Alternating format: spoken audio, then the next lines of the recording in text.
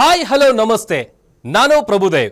ಹೆಣ್ಣು ಹೊನ್ನು ಮಣ್ಣು, ಈ ಜಗತ್ತಿನಲ್ಲಿ ಏನೇ ಕ್ರೈಮ್ ಆಗಲಿ ಅದರ ಹಿಂದಿರೋದು ಈ ಮೂರೇ ಕಾರಣ. ಅಪರಾಧ ಮಾಡುವಾಗ ಪಾಪಿಗಳ ಮನಸ್ಸಲ್ಲಿ ದುರಾಸೆ, ಮೋಹ, ಆಕ್ರೋಶ, ಕಾಮ ಹೀಗೆ ಏನಿರುತ್ತೋ ಏನೋ ಆಗಬಾರದು ಆಗಿ ಸಿಕ್ಕಿಬಿದ್ದ ಮೇಲೆ ಪ್ರತಿಯೊಬ್ಬ ಅಪರಾಧಿಗೂ ಅನಿಸೋದು, ಮನಸ್ಸಿನಲ್ಲಿ ಕಾಡೋ ಮೊದಲ ಮತ್ತು ಕೊನೆಯ ಪ್ರಶ್ನೆ ಒಂದೇ, ಇದೆಲ್ಲ ಬೇಕಿತ್ತ? ಇದೇ ಈ ಹೊತ್ತಿನ ವಿಶೇಷ, ಕೋಟಿಗಳ ಬೇಟೆ.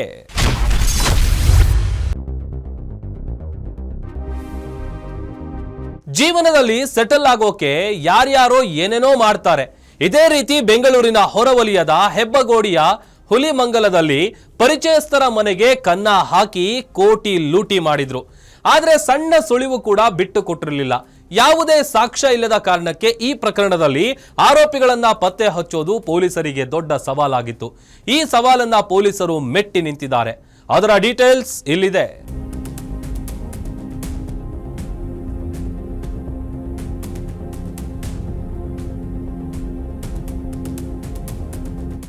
ಸಾಲಾಗಿ ಜೋಡಿಸಿಟ್ಟಿರೋ ನೋಟಿನ ಕಂತೆಗಳು, ನೋಟಿಸ್ ಬೋರ್ಡ್ ಮೇಲೆ ನೇತು ಹಾಕಿರೋ ಬಂಗಾರದ ಆಭರಣಗಳು ಎಲ್ಲವನ್ನು ಪರೀಕ್ಷೆ ಮಾಡ್ತಿರೋ ಬೆಂಗಳೂರು ಪೊಲೀಸ್ ಕಮಿಷನರ್ ಸೀಮಂತ್ ಕುಮಾರ್ ಸಿಂಗ್.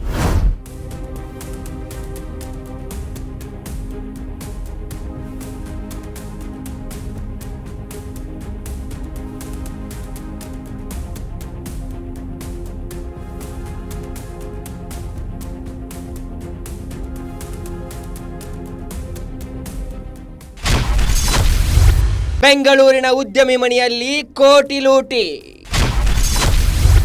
ಹಣ ಆಭರಣ ಕಳ್ಳತನ, ಪೊಲೀಸರಿಗೆ ಸಿಕ್ಕಿರಲಿಲ್ಲ ಕ್ಲೂ.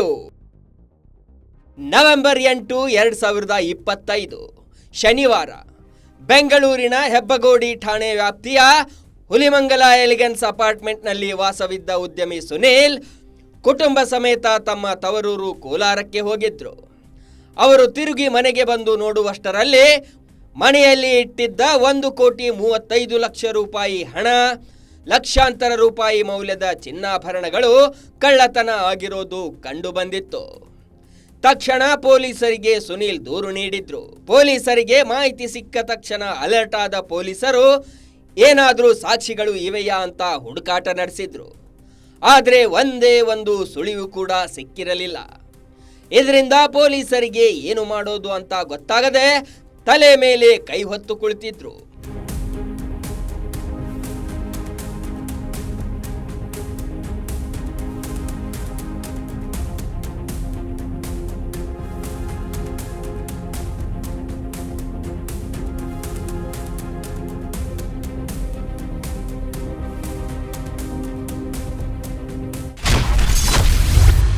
ಸಿಸಿ ಕ್ಯಾಮೆರಾದಲ್ಲಿ ಪತ್ತೆಯಾಗಿತ್ತು ಒಂದೇ ಒಂದು ಸುಳಿವು. ಸಿಕ್ಕಿ ಬೀಳುವ ಭಯದಲ್ಲಿ ಹೆಲ್ಮೆಟ್ ಧರಿಸಿ ಮನೆಗೆ ಎಂಟ್ರಿ. ಪೊಲೀಸರಿಗೆ ಈ ಪ್ರಕರಣ ದೊಡ್ಡ ಸವಾಲೊಡ್ಡಿತ್ತು. ಯಾವುದೇ ಸುಳಿವುಗಳನ್ನ ಕಳ್ಳರು ಬಿಟ್ಟಿರಲಿಲ್ಲ. ಅಷ್ಟು ಖತರ್ನಾಕ್ ಆಗಿ ಕಳ್ಳರು ಕಳ್ಳತನ ಎಸಗಿದ್ರು. ಕಳ್ಳರನ್ನ ಪತ್ತೆ ಹಚ್ಚೋದು ಹೇಗೆ ಅಂತ ತಲೆ ಕೆಡಿಸಿಕೊಂಡಿದ್ದ ಪೊಲೀಸರಿಗೆ ನೆರವಾಗಿದ್ದು ಸಿಸಿ ಕ್ಯಾಮೆರಾ ದೃಶ್ಯಾವಳಿಗಳು. ಆದ್ರೆ ಆಗಲೂ ಪೊಲೀಸರು ಡೆಡ್ ಎಂಡ್ಗೆ ಹೋಗಿ ನಿಂತಿದ್ರು. ಯಾಕಂದ್ರೆ ಸಿಸಿ ಕ್ಯಾಮೆರಾ ದೃಶ್ಯಗಳನ್ನ ಪರಿಶೀಲಿಸಿದಾಗಲೂ ಅವರಿಗೆ ಕಳ್ಳರ ಸುಳಿವು ಸಿಕ್ಕಿರಲಿಲ್ಲ.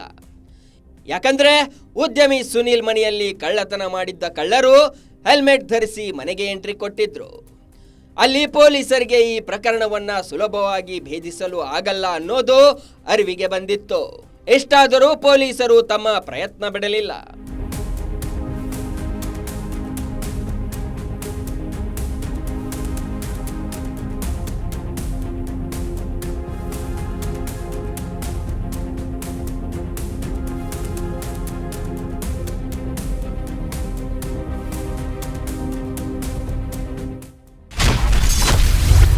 ಸಿಸಿ ಕ್ಯಾಮೆರಾಗಳ ಬಳಿಕ ಟೆಕ್ನಿಕಲ್ ಎವಿಡೆನ್ಸ್ ಮೊರೆ.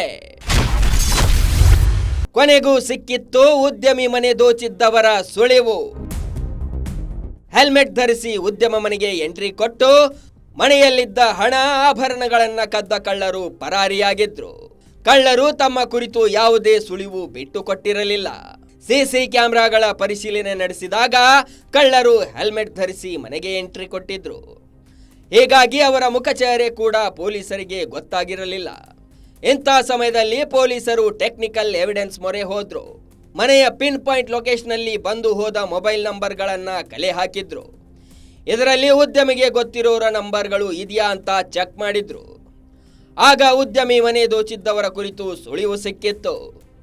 ಇದನ್ನ ಆಧರಿಸಿ ಪೊಲೀಸರು ಇಬ್ಬರನ್ನು ಬಂಧಿಸಿದ್ದಾರೆ. ತಾಂತ್ರಿಕ ಸಾಕ್ಷ್ಯ ಆಧರಿಸಿ ಇಬ್ಬರನ್ನು ಬಂಧಿಸಿದ ಪೊಲೀಸರ ವಿಚಾರಣೆಯಲ್ಲಿ ಸತ್ಯ ಬಾಯ್ಬಿಟ್ಟ ಆರೋಪಿಗಳು.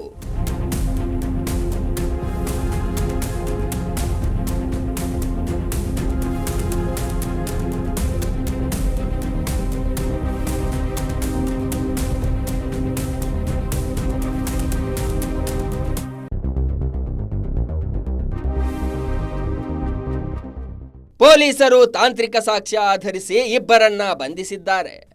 ಇವರೇ ನೋಡಿ ಇಬ್ಬರು ಖತರ್ನಾಕ್ ಕಳ್ಳರು. ಶ್ರೀನಿವಾಸ್ ಮೂರ್ತಿ, ಅರುಣ್ ಕುಮಾರ್ ಅನ್ನೋರೇ ಉದ್ಯಮಿ ಮನೆಗೆ ಕನ್ನ ಹಾಕಿದ್ದ ಜೋಡಿ. ಟೆಕ್ನಿಕಲ್ ಎವಿಡೆನ್ಸ್ ಆಧರಿಸಿದ ಪೊಲೀಸರು ಈ ಇಬ್ಬರನ್ನ ಬಂಧಿಸಿ ತಮ್ಮದೇ ಸ್ಟೈಲ್ನಲ್ಲಿ ವಿಚಾರಣೆ ನಡೆಸಿದ ಬಳಿಕ ಆರೋಪಿಗಳು ಉದ್ಯಮಿ ಮನೆಯಲ್ಲಿ ಕಳ್ಳತನ ಮಾಡಿದ್ದು ನಾವೇ ಅಂತ ಒಪ್ಪಿಕೊಂಡಿದ್ದಾರೆ.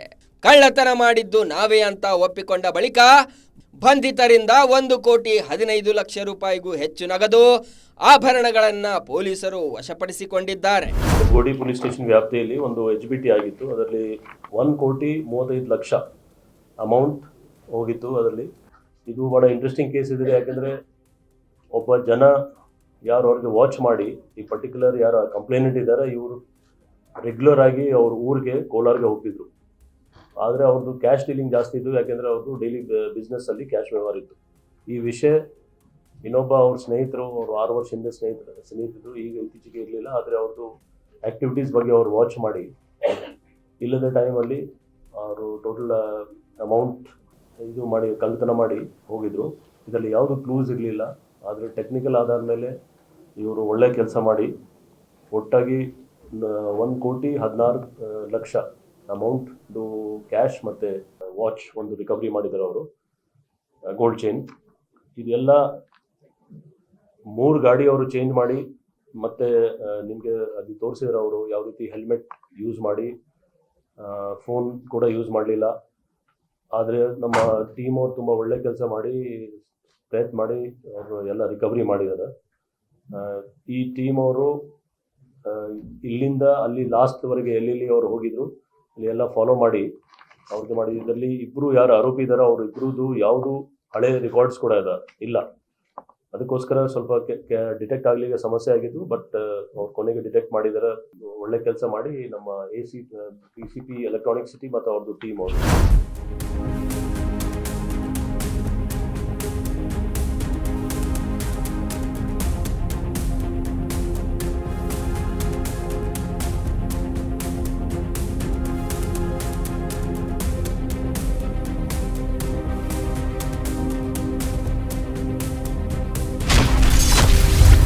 ಉದ್ಯಮಿ ಮನೆಯಲ್ಲಿ ನಗದು ಇರೋದು ಗೊತ್ತಾಗಿ ಕಳ್ಳತನ. 15 ದಿನ ಮೊದಲಿನಿಂದಲೂ ಉದ್ಯಮಿ ಮನೆ ಮೇಲೆ ಕಣ್ಣು. ಪೊಲೀಸರಿಂದ ಬಂಧಿತರಾಗಿರೋ ಶ್ರೀನಿವಾಸ್ ಮೂರ್ತಿ ಮತ್ತು ಅರುಣ್ ಕುಮಾರ್ ಉದ್ಯಮಿ ಸುನೀಲ್ ಪರಿಚಯಸ್ಥರೇ ಆಗಿದ್ದಾರೆ. ಸುಮಾರು 5 ವರ್ಷಗಳಿಂದ ಸುನೀಲ್ಗೆ ಶ್ರೀನಿವಾಸ್ ಮೂರ್ತಿ ಮತ್ತು ಅರುಣ್ ಕುಮಾರ್ ಪರಿಚಯವಿತ್ತು. ಇಬ್ಬರು ಎಲೆಕ್ಟ್ರಿಷಿಯನ್ ಕೆಲಸ ಮಾಡಿಕೊಂಡಿದ್ರು. ಆಗಾಗ ಸುನೀಲ್ ಮನೆಗೆ ಹೋಗಿ ಬರ್ತಿದ್ರು. ಸುನೀಲ್ ಗುಜರಿ ವ್ಯಾಪಾರ ಮತ್ತು ತರಕಾರಿ ಹೋಲ್ಸೇಲ್ ವ್ಯಾಪಾರ ಮಾಡಿಕೊಂಡಿದ್ರು. ಸಾಮಾನ್ಯವಾಗಿ ಇವರ ವ್ಯವಹಾರವೆಲ್ಲ ಕ್ಯಾಶ್ನಲ್ಲಿ ನಡೀತಿತ್ತು. ಹೀಗಾಗಿ ಪ್ರತಿದಿನ ಇವರ ಮನೆಯಲ್ಲಿ ಕೋಟ್ಯಾಂತರ ರೂಪಾಯಿ ಹಣ ಇರ್ತಿತ್ತು. ಇದು ಇಬ್ಬರಿಗೂ ಗೊತ್ತಿತ್ತು. ಹೀಗಾಗಿ ಸುಮಾರು 15 ದಿನ ಉದ್ಯಮಿ ಮನೆ ಮೇಲೆ ಹದ್ದಿನ ಗಣ್ಣಿಟ್ಟು ಎಲ್ಲರ ಚಲನವಲನ ಗಮನಿಸಿದ್ರು. ಉದ್ಯಮಿ ಸುನೀಲ್ ತಮ್ಮ ಊರಿಗೆ ಹೋದಾಗ ಕಳ್ಳತನ ಮಾಡಿ ಏನೂ ಗೊತ್ತಿಲ್ಲದವರಂತೆ ನಾಟಕ ಮಾಡಿದ್ರು.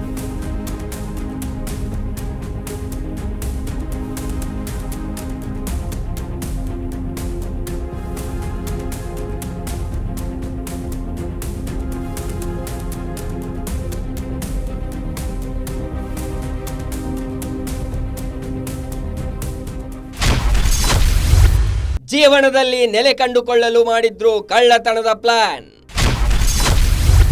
ಪ್ಲಾನ್ ಫೇಲ್ ಆಗಿ ಪೊಲೀಸರ ಅತಿಥಿಗಳಾದ ಇಬ್ಬರು ಕಳ್ಳರು. ವೃತ್ತಿಯಲ್ಲಿ ಎಲೆಕ್ಟ್ರಿಷಿಯನ್ಗಳಾಗಿದ್ದ ಶ್ರೀನಿವಾಸ್ ಮೂರ್ತಿ ಮತ್ತು ಅರುಣ್ ಕುಮಾರ್ ಮೈತುಂಬಾ ಸಾಲ ಮಾಡಿಕೊಂಡಿದ್ರು. ಸಾಲ ತೀರಿಸಲಾಗದೆ ಒದ್ದಾಡುತ್ತಿದ್ರು. ಆಗಲೇ ಇವರಿಗೆ ಕಳ್ಳತನ ಮಾಡೋ ಯೋಚನೆ ತಲೆಗೆ ಬಂದಿತ್ತು. ಹೀಗೆ ಯೋಚನೆ ಬಂದಿದ್ದೇ ತಡ, ಹೇಗಿದ್ರು ಕಳ್ಳತನ ಮಾಡ್ತಿದ್ದೀವಿ, ದೊಡ್ಡದಾಗಿ ಕಳ್ಳತನ ಮಾಡೋಣ, ಒಂದೇ ಏಟಿಗೆ ಸಾಲವೂ ತೀರಬೇಕು, ಜೀವನದಲ್ಲಿ ಸೆಟಲ್ ಕೂಡ ಆಗಬೇಕು ಅಂತ ಪ್ಲಾನ್ ಮಾಡಿದ ಇಬ್ಬರು ಉದ್ಯಮಿ ಮನೆಯನ್ನ ಗುಡಿಸಿ ಗುಂಡಾಂತರ ಮಾಡಿ ಎಸ್ಕೇಪ್ ಆಗಿದ್ರು. ಕೊನೆಗೆ ಇವರ ಪ್ಲಾನ್ ಫೇಲ್ ಆಗಿ ಪೊಲೀಸರ ಅತಿಥಿಗಳಾಗಿದ್ದಾರೆ. ಅಲ್ಲದೆ ಕದ್ದ ಮಾಲನ್ನ ಕೂಡ ಪೊಲೀಸರಿಗೆ ಒಪ್ಪಿಸಿದ್ದಾರೆ. ಹೀಗೆ ತಲೆನೋವಾಗಿದ್ದ ಕೇಸ್ ಭೇದಿಸುವಲ್ಲಿ ಪೊಲೀಸರು ಯಶಸ್ವಿಯಾಗಿದ್ದಾರೆ.